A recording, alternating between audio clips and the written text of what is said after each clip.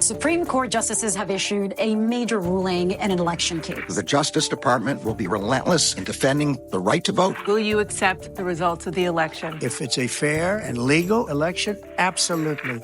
It's Trump's Trials from NPR. I'm Scott Detrow. Frankly, we did win this election. Many states, such as Nevada and California, sent millions of live ballots to every person on their voter rolls, whether those individuals had requested ballots or not, whether they were dead or alive. This is a fraud on the American public. This is an embarrassment to our country. You know, we won Georgia, just so you understand.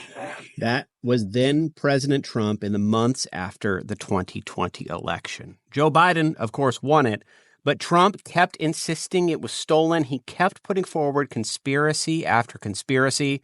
It all built to January 6th, 2021. We fight like hell, and if you don't fight like hell, you're not going to have a country anymore. Nearly 4 years later, Tuesday's presidential debate, Trump was asked if he had any regrets about his actions that day. I had nothing to do with that other than they asked me to make a speech. I showed up for a speech. Trump is, of course, facing 2 different criminal cases and a dozen charges related to his efforts to overturn the election, though this week a Georgia judge again narrowed some of the charges he's facing in the state-level criminal case there.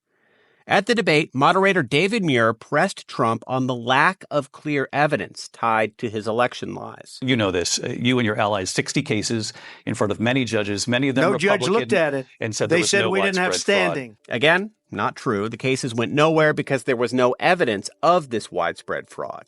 But that didn't stop Trump and his allies from pressuring Republican state officials to throw out the election results.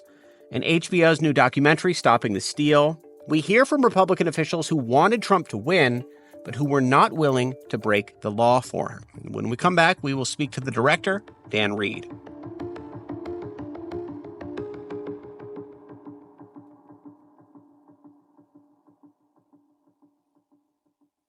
Hey, it's Mike and Ian. We're the hosts of How to Do Everything, the team at Wait, Wait, Don't Tell Me. Every week, we take your questions and find someone much smarter than us to answer them. Questions like, how do I safely jump out of a moving vehicle? How do I dangerously jump out of a moving vehicle? We can't help you, but we will find someone who can. Listen to the How to Do Everything podcast from NPR.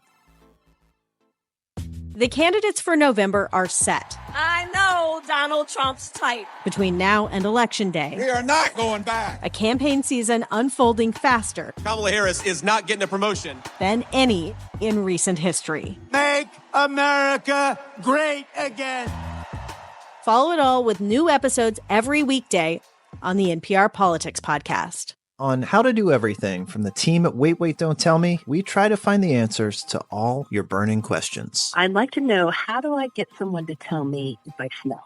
That's the perfect question for us. So we went over to her house and we sniffed her. Because we care. Listen to the How to Do Everything podcast from NPR. We'll sniff you, too.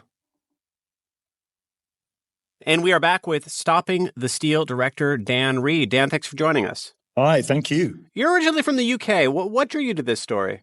When I came to the realization that it seemed likely that Donald Trump and his entourage had set out to overturn the results of the 2020 election, I thought this is insane. This is like the boldest and most daring heist in political history. It's actually sort of try and steal the keys to the White House. That's quite something. But I wasn't really, although a lot had been reported on, I wasn't really clear about exactly how this had happened.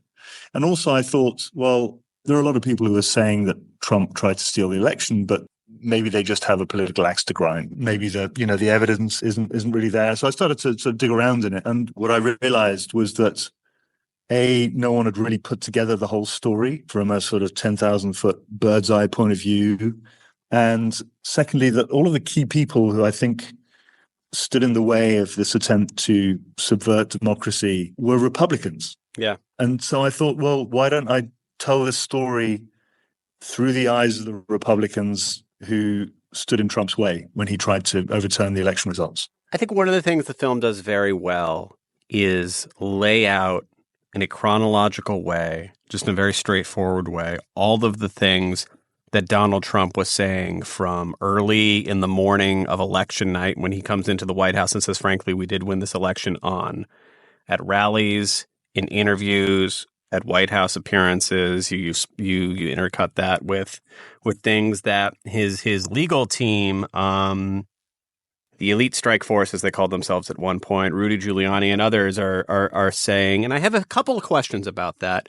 One is that there were a lot of moments, and I was covering the campaign. I was mostly focused on the transition that was already underway, but I was paying close attention. There were a lot of these moments that in real time felt farcical. They felt like they could not be a serious attempt. And I think Rudy Giuliani sweating off his hair dye is a very good example of that. And then when you know what it all led to, when you know the violence of January 6th and how close things came to toppling over, they kind of take on a different meaning. And I'm wondering, as you were going through this footage, if you thought any differently about it than you may have when you saw it in real time. I think you put your finger on something important, which is that the way the Steele, if that's what we're going to call the attempt to overturn the election results in 2020, the way the Steele unfolded was a series of events that could be seen as quite trivial or absurd and, burlesque and comical, as you just said.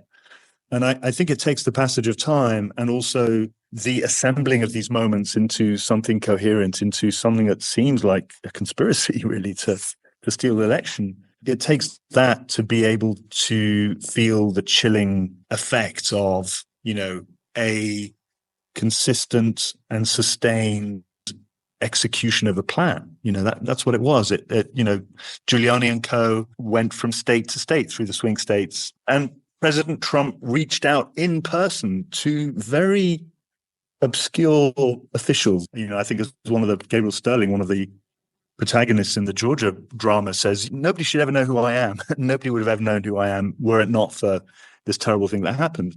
And so I think, what you have is a series of quite kind of small events and small skirmishes, if you like, in the election story, and none of which are dramatic enough to really draw anyone's attention or to be sort of taken seriously. And I think it's not until January 6th that people go, oh my God, wait a minute, what's going on? But January 6th, for all its drama, was not really the most significant event in the Steele. What was? Well, the Steele was what happened, was the cumulative effect of what happened before January 6th. President Trump's embrace of John Eastman, the constitutional lawyer, in the hope of convincing everyone that Mike Pence would be able to simply change the results of the election. So I think it's that sort of the slow, steady strangulation of the democratic process that, with the perspective we now have, seems really chilling and dangerous. But at the time, I think, as you said, you were there. It seems crazy. It seems nuts. The reason I mentioned at the very top that you're originally from the UK is because I think one powerful line of response to all of this over the last 4 years from President Biden, from others, is, what did all of this say to the rest of the world about American democracy? The attempts to overturn the election, how close they came to actually happening, the violence of January 6th. Do you have any thoughts on that after finishing this project and spending so much time thinking really closely about this? America has always been, despite, the ups and downs over the years and whatever political angles one might take on how American democracy has played out, America has always been that shining beacon on the hill in terms of how we practice democracy in the rest of the world. And, I'm saying that as a Brit, I am filled with apprehension and even perhaps a little bit of fear as I put together this story. It's made me a little afraid. But I hope, we're heading towards a new era in American politics, and all this will go away, and we'll look back and it'll be like a bad dream. That was Dan Reed, director of the upcoming documentary Stopping the Steele. It premieres on Max September 17th. Thank you so much. Awesome. Thank you, Scott. Thanks to our supporters who hear the show sponsor-free. If that is not you, still could be. You can sign up at plus.npr.org or subscribe on our show page at Apple Podcasts. This show is produced by Tyler Bartlam and edited by Adam Rainey, Krishnadev Kalamar, and Steve Drummond. Our executive producers are Beth Donovan and Sammy Yenigan. Eric Maripodi is NPR's vice president of news programming. I'm Scott Detrow. Thanks for listening to Trump's Trials from NPR.